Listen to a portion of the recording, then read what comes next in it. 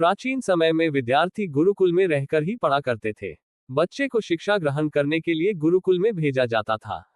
बच्चे गुरुकुल में गुरु के सानिध्य में आश्रम की देखभाल किया करते थे और अध्ययन भी किया करते थे।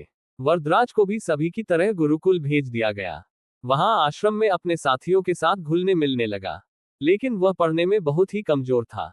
गुरुजी की कोई भी बात उसके बहुत कम समझ में आती थी। इस कारण सभी के बीच वह उपहास का कारण बनता है। उसके सारे साथी अगली कक्षा में चले गए, लेकिन वो आगे नहीं बढ़ पाया। गुरुजी जी ने भी आखिर हार मानकर उससे बोला, बेटा वरदराज, मैंने सारे प्रयास करके देख लिए हैं। अब यही उचित होगा कि तुम यहाँ अपना समय बर्बाद मत करो। अपने घर चले जाओ और घर वालों की काम में मदद करो। वरदराज ने भी सोचा कि शायद विद्या मेरी किस्मत में नहीं है, और भारी मन से गुरुकुल से घर के लिए निकल गया। दोपहर का समय था। रास्ते में उसे प्यास लगने लगी। इधर उधर देखने पर उसने पाया कि थोड़ी दूर पर ही कुछ महिलाएं कुएं से पानी भर रही थी। वह कुएं के पास गया। वहां पत्थरों पर रस्सी के आने जाने से निशान बने हुए थे, तो उसने महिलाओं से पूछा, ये निशान आपने कैसे बनाए? तो एक महिला ने जवाब दिया, बेटे ये निशान हमने नहीं बनाए। ये तो पानी खींचते समय इस कोमल रस्सी के बार बार आने जाने से ठोस पत्थर पर भी ऐसे निशान बन गए हैं। वरदराज सोच में पड़ गया।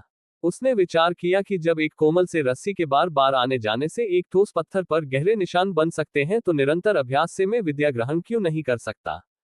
वरदराज ढेर सारे उत्साह के साथ वापस गुरुकुल आया और अथक कड़ी मेहनत की। गुरुजी ने भी खुश होकर भरपूर सहयोग किया। कुछ ही सालों बाद यही मंदबुद्धि बालक वरदराज आगे चलकर संस्कृत व्याकरण का महान विद्वान बना, जिसने लघु सिद्धांत कौमुदी, मध्य सिद्धांत कौमुदी, सार सिद्धांत कौमुदी, गीर्वाण पद्मंजरी की रचना की। शिक्षा मॉरल। दोस्तों, अभ्यास की शक्ति का तो कहना ही क्या है। यह आपके हर सपने को पूरा करेगी। अभ्यास बहुत जरूरी है, चाहे वो खेल में हो या पढ़ाई में या किसी और चीज में। बिना अभ्यास के आप सफल नहीं हो सकते हो। अगर आप बिना अभ्यास के केवल किस्मत के भरोसे बैठे रहोगे, तो आखिर में आपको पछतावे के सिवा और कुछ हाथ नहीं लगेगा। इसलिए अभ्यास के साथ धैर्य, परिश्रम और लगन रखकर आप अपनी मंजिल को पाने के लिए जुट जाए।